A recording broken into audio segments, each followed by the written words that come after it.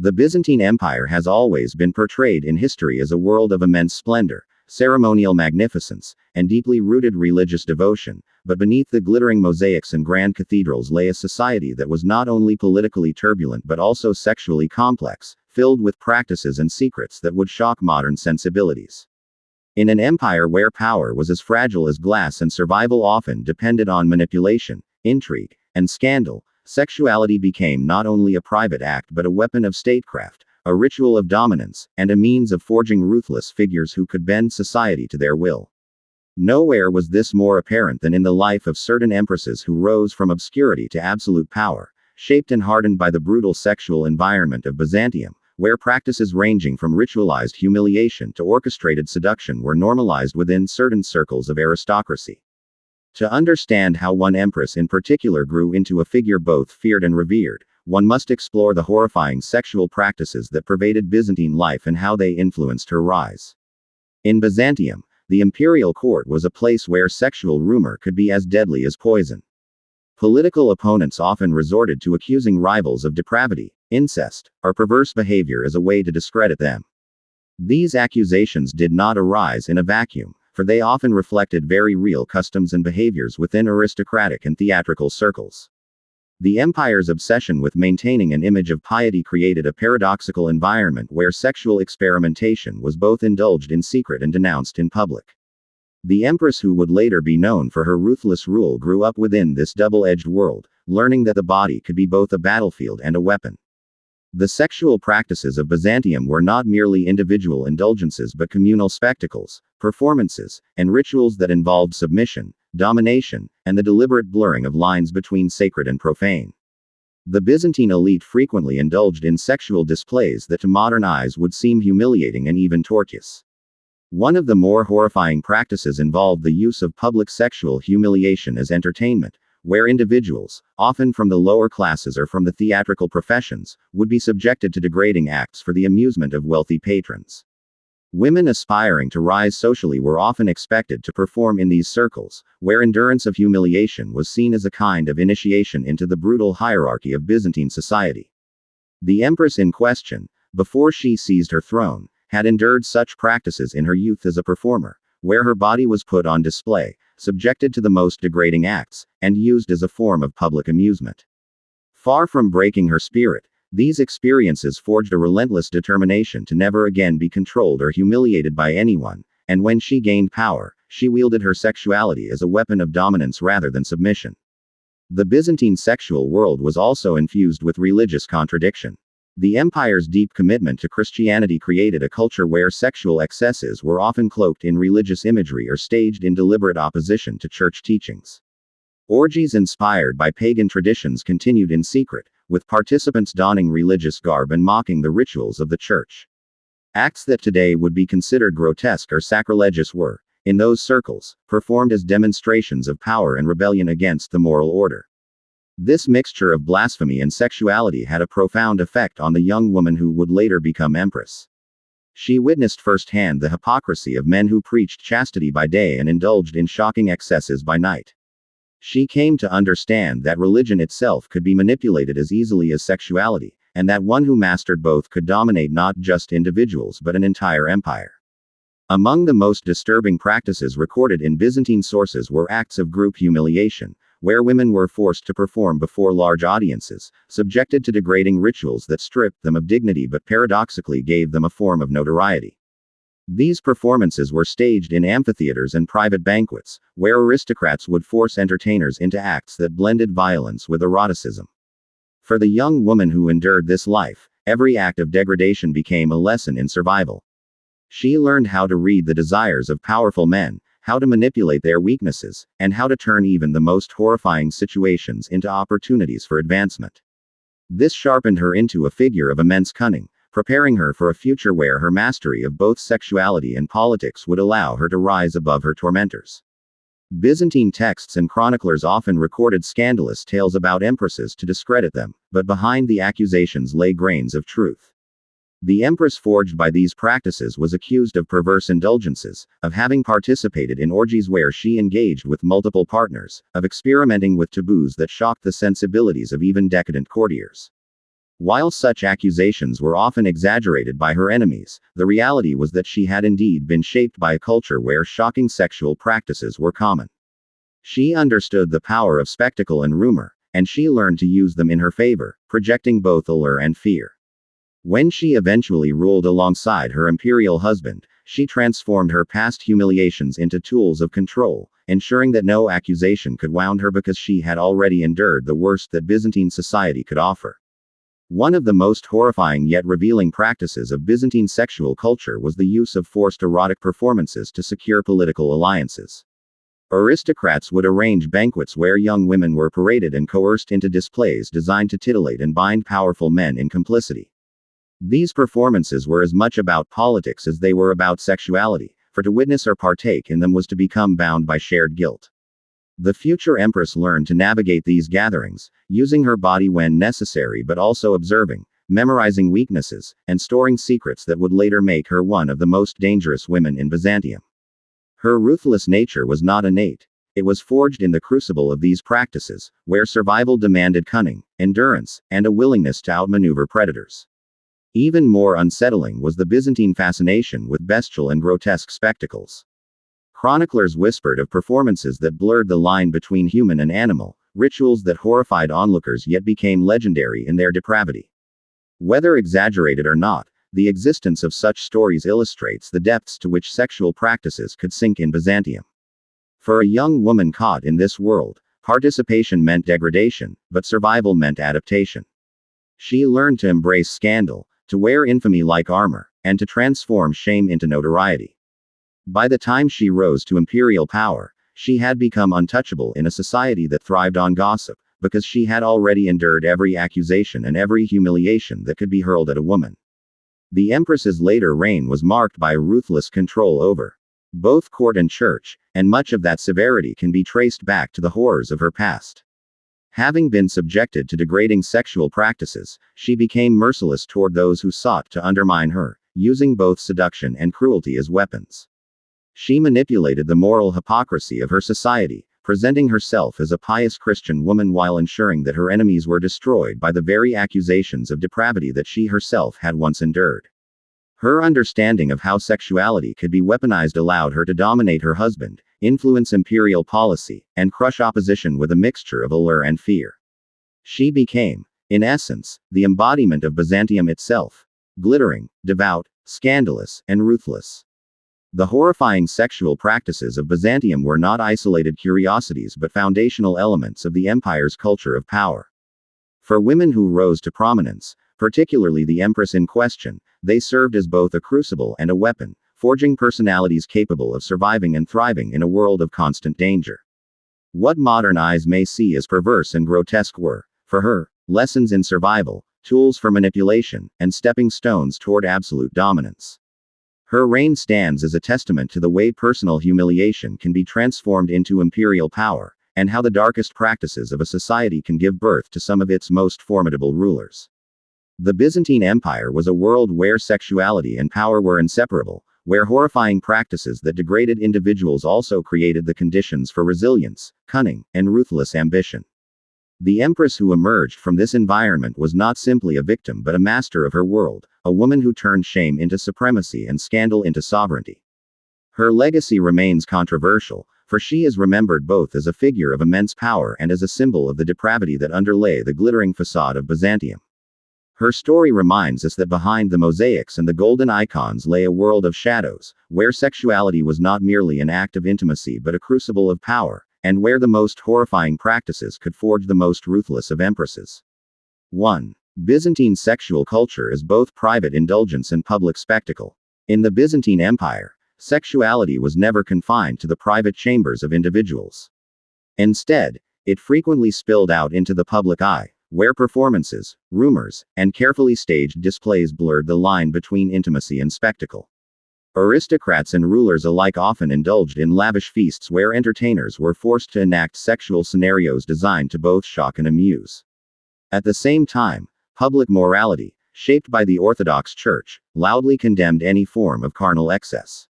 This contradiction created a society where people lived double lives, outwardly devout and inwardly indulgent.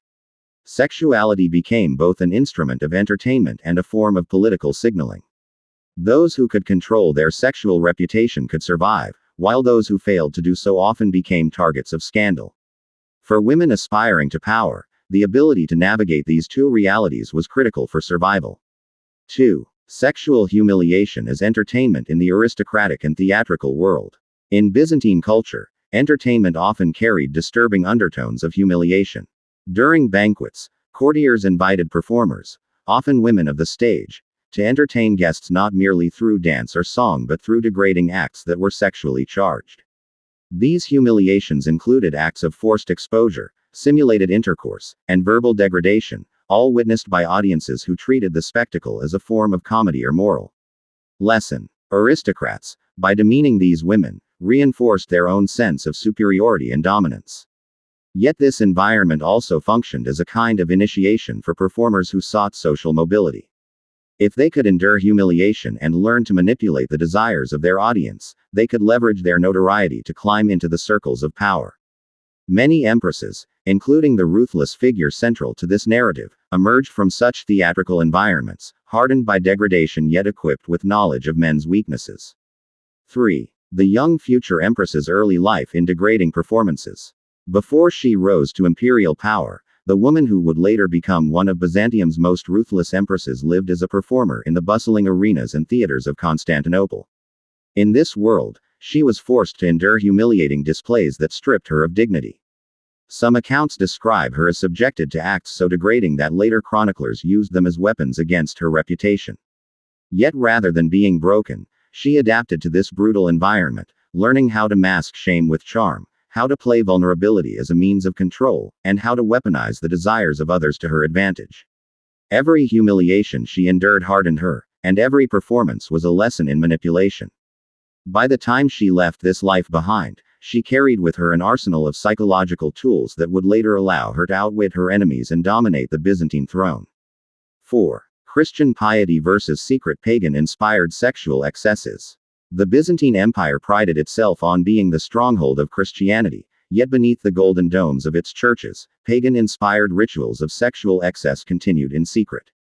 Wealthy patrons organized feasts where participants donned masks of ancient gods, mocking both Christian doctrine and the rituals of the old religions.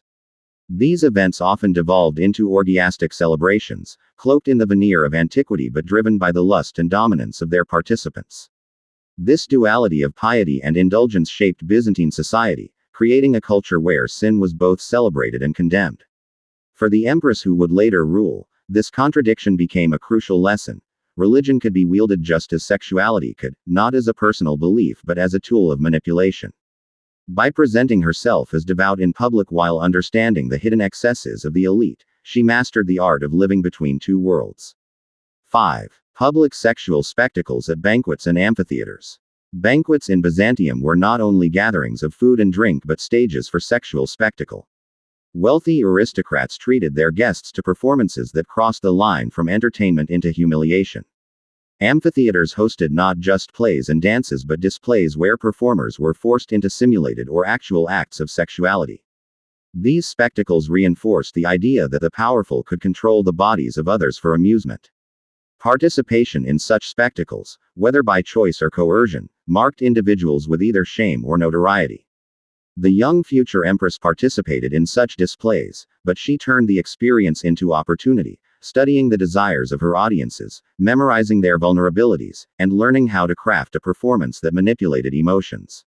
What others endured passively, she transformed into training, preparing herself to later wield sexuality not as humiliation but as domination over the very classes that once demeaned her. 6. The use of sexuality as a weapon of survival and advancement. In Byzantium, sexuality was more than a private act. It was a form of survival, especially for women from lower social classes. To gain protection, wealth, or social standing, many learned to wield seduction as a strategic weapon. The future empress was among those who mastered this art, using her beauty, wit, and calculated allure to navigate the treacherous world of the court. She understood that men could be manipulated through desire, that secrets shared in intimacy could become leverage, and that her body could serve as both shield and sword. This strategic use of sexuality did not mean surrender but control. she decided when to yield and when to withhold. By turning what could have been a weakness into a weapon, she gained influence over men far above her station, steadily climbing the social ladder until she was positioned to seize power for herself. 7. Political use of scandal, rumor, and accusations of perversion. In the Byzantine political arena, few weapons were as powerful as scandal. Enemies of rising figures often spread rumors of sexual depravity, incest, or forbidden practices to discredit them. The empire thrived on gossip, and once a reputation was tainted, it could destroy a career. The future empress was no stranger to these attacks, as chroniclers accused her of shocking acts, from group debauchery to grotesque performances. Yet instead of letting scandal ruin her, she leaned into it, allowing rumors to circulate while using her growing notoriety as a form of protection. Scandal made her untouchable, for nothing worse could be said than what was already believed. Later, when she gained power, she turned this tactic against her enemies, ensuring their downfall through carefully orchestrated accusations. Thus, scandal was both a crucible and a weapon, shaping her rise and fueling her reign of ruthless dominance. 8. Erotic performances arranged to secure political alliances. Political alliances in Byzantium were sometimes sealed not by treaties or speeches but by staged erotic performances. Aristocrats invited rivals and allies to secret gatherings where women were paraded and coerced into acts designed to both arouse and implicate. To witness or participate in such spectacles was to become complicit, bound by shared shame that prevented betrayal. The young future empress participated in these environments, not only as a performer but as an observer. She saw how alliances were forged through guilt, how secrets became chains, and how sexuality could control politics as effectively as military might. By mastering the art of performing while observing, she positioned herself as more than a participant, she became a recorder of weaknesses. Later, as empress, she would exploit these very dynamics, ensuring that those around her remained bound by the same secrets that once entrapped her, making her power nearly unassailable. 9. The young woman's ability to memorize secrets and manipulate men. From her earliest days in the theaters and banquets of Constantinople, the future empress demonstrated an extraordinary ability to read people. She memorized the desires, vulnerabilities, and weaknesses of the powerful men who degraded her, storing their secrets like weapons. Every whispered confession, every drunken indulgence, every lapse of piety became material she could later use to manipulate them. She learned that men who appeared untouchable in public could be reduced to trembling in private when their reputations were at stake. This gift of observation transformed her from a victim into a strategist, able to anticipate threats and exploit opportunities. By the time she entered the imperial court, she carried with her not only beauty and charisma but a mental arsenal of secrets. These memories would prove more powerful than armies, for with them, she could bend some of Byzantium's most influential men to her will. 10. Byzantine fascination with grotesque and bestial spectacles. Chroniclers of the Byzantine Empire describe disturbing spectacles that blurred the boundary between human sexuality and grotesque fascination. Tales circulated of performances that incorporated animals, bizarre costumes, or shocking acts designed to horrify as much as to arouse. While some of these accounts may have been exaggerated, they reflect a cultural fascination with extremes of humiliation and indulgence. Participation in such spectacles was often coerced, leaving performers scarred with shame yet paradoxically infamous. The young future empress endured such a world, where degradation became a form of entertainment for the elite. Instead of breaking her, these experiences steeled her resolve, teaching her that shock itself could be a form of power. Later, as empress, she understood how to manipulate public spectacle, turning the Byzantine love of the grotesque into a weapon that could both enthrall and intimidate, solidifying her image as a figure larger than life. 11. Shame and notoriety transformed into armor against enemies. The young woman who endured years of humiliation discovered something extraordinary: shame could be converted into power. In a society where gossip was inescapable, she realized that if she embraced notoriety rather than running from it, no one could use it to destroy her. The whispered tales of her sexual past became so widespread that they lost their power to shock. Instead of breaking her, the weight of scandal gave her armor, for her enemies could accuse her of nothing worse than what had already been said. This hardened resilience became one of her greatest strengths. When she eventually entered the palace and rose in prominence, her rivals sought to discredit her with the same accusations, but she was immune. By transforming disgrace into indifference, and indifference into intimidation, she emerged untouchable, proving that even the most horrifying past could be forged into a weapon of dominance. 12. How humiliation forged resilience and ambition in the future empress. The cycle of repeated humiliation, far from crushing her spirit, fueled her ambition. Each degrading performance, each act of public shame, each whispered insult became fuel for an inner fire that refused to be extinguished. The woman who would become empress developed a hardened resilience that most of her contemporaries lacked. While others were destroyed by scandal, she was sharpened by it, determined to seize power so that no one could ever again wield humiliation against her. This transformation is one of the most fascinating aspects of her story, the ability to take suffering and convert it into ruthless ambition. It was not only her beauty or intelligence that propelled her upward, but this resilience born of degradation. By the time she reached the court, she was not a naive consort but a hardened strategist, prepared to dominate a world where weakness meant death or obscurity. 13. Her rise to power through a mix of seduction and manipulation. The woman who had once been a performer now stood on the threshold of imperial power, and her ascent was no accident.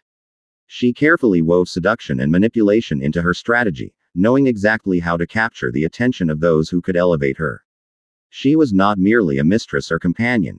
She was a master strategist, ensuring that her relationships provided leverage, influence, and protection. She could enthrall with her beauty and charm, but she could also destabilize rivals with rumors, secrets, and psychological games. Her partnership with the man who would become emperor was a culmination of these skills. She ensnared him not only with passion but with intellect, presenting herself as indispensable. By the time she entered the palace as his consort, she had already demonstrated her ability to bend men of power to her will, marking the beginning of her ruthless reign. 14. Her public image of piety contrasting with her scandalous past. One of her most brilliant maneuvers was the crafting of a public image that contrasted starkly with her past. Once seated in power, she cloaked herself in the appearance of Christian devotion, funding churches, championing pious causes, and projecting humility. To the public eye, she became an empress who embodied religious virtue, a protector of the faith. This sharp contrast served her well, for it disarmed critics and silenced whispers. The more scandalous her past, the more miraculous her transformation appeared, as if she had been redeemed by divine grace. But beneath this facade, she never forgot the brutal lessons of her youth. The appearance of piety was not a reflection of faith but a carefully designed mask to secure loyalty and legitimacy. This duality, saintly in public, ruthless in private, allowed her to rule with an iron hand, manipulating both religion and sexuality to consolidate her empire's power. 15. Weaponizing religion and morality against her rivals. Having witnessed the hypocrisy of Byzantine society, where men preached morality by day and indulged in vice by night, the empress learned how to exploit this weakness. She weaponized religion itself, presenting herself as a paragon of Christian virtue while using accusations of immorality to destroy her enemies. Rivals were discredited through carefully placed whispers of sexual corruption, even as she projected chastity and devotion. Her mastery of this tactic was devastating, for in a society obsessed with reputation, accusations of immorality could end careers and exile families. The irony was rich. She who had endured scandal and infamy now wielded it as a political sword. By turning the same weapons once used against her onto her opponents, she ensured that no one could challenge her authority. This strategic inversion of morality allowed her to dominate the Byzantine court, blending piety with ruthless psychological warfare. 16. Her ruthless suppression of opponents as empress. Once she attained the throne, the empress showed little mercy to those who opposed her. Her reign was characterized by decisive, often brutal suppression of rivals, whether through exile, confiscation of wealth, or outright execution. Her enemies learned quickly that she had no tolerance for betrayal. The resilience forged in her youth translated into a cold determination to eliminate threats before they could grow. While her husband, the emperor, often deliberated or hesitated, she acted with ruthless clarity. She understood that power in Byzantium was fragile, constantly under siege from conspiracies and uprisings, and she would not risk losing it. Her reign became infamous for its severity, but also admired for its effectiveness. By silencing her enemies through fear, she stabilized her position and ensured that the humiliations she once endured would never be repeated, either by herself or by the empire she ruled. 17. The role of sexuality in Byzantine politics and diplomacy. Sexuality in Byzantium was not only a personal matter but a tool of statecraft. Diplomatic marriages, strategic affairs, and scandalous liaisons shaped political alliances just as much as treaties or battles. The empress understood this deeply and used it to Byzantium's advantage. She manipulated perceptions of her own sexuality and that of others to steer negotiations and discredit rivals. Foreign envoys arrived at Constantinople not only to discuss trade and borders but often to engage in the hidden games of seduction and scandal that characterized the court. The empress orchestrated these dynamics with brilliance, ensuring that Byzantium's reputation for both decadence and power intimidated its neighbors. Her mastery of sexuality as diplomacy demonstrated that the bedchamber could be as decisive as the battlefield. In this way, she wove personal power into the very fabric of imperial politics, blurring the line between intimacy and empire. 18. The hypocrisy of Byzantine society. Piety by day, excess by night. Perhaps the most striking feature of Byzantine culture was its glaring hypocrisy. By day, society displayed strict adherence to Christian rituals, with processions, fasts, and constant public affirmations of morality. By night, many of the same individuals indulged in excesses that mocked those very principles. Banquets became arenas of gluttony and lust, secret gatherings allowed for pagan-inspired debauchery, and the very men who condemned immorality indulged in it behind closed doors. The empress, who had lived in both worlds, recognized this contradiction as the key to power. She knew that those who condemned her were often guilty of worse, and she learned to expose or exploit their double lives. This duality of Byzantium mirrored her own life, outwardly pious, inwardly ruthless. It was this very hypocrisy that allowed her to thrive, for she could manipulate the contrast between appearance and reality better than anyone else. 19. The empress is a symbol of Byzantium's glittering and corrupt duality. The empress eventually came to embody the paradox of Byzantium itself, a world of dazzling beauty and profound corruption. To the public, she appeared as a radiant symbol of Christian virtue, robed in splendor and adorned with jewels. Yet beneath that image lay the memory of scandal, humiliation, and ruthless ambition. This duality reflected the empire as a whole, where golden mosaics shone above churches even as political assassinations and scandals unfolded in the shadows. She became the perfect ruler for such a world, for she understood both sides intimately and could play them against one another.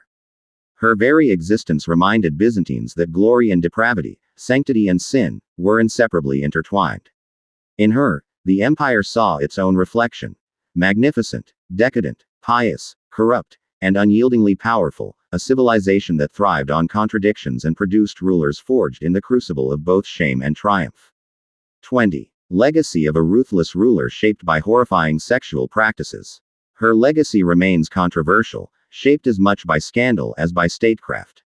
Some chroniclers vilified her, portraying her as a depraved woman who corrupted the empire with her excesses. Others revered her as a brilliant strategist and a stabilizing force who guided Byzantium through turbulent times. What is undeniable is that the horrifying sexual practices she endured in her youth played a pivotal role in forging her character. Without the humiliations, scandals, and depravities, she might never have developed the ruthless resilience that allowed her to reign. She stands as a testament to how personal suffering can be transformed into imperial power, how degradation can be converted into dominance.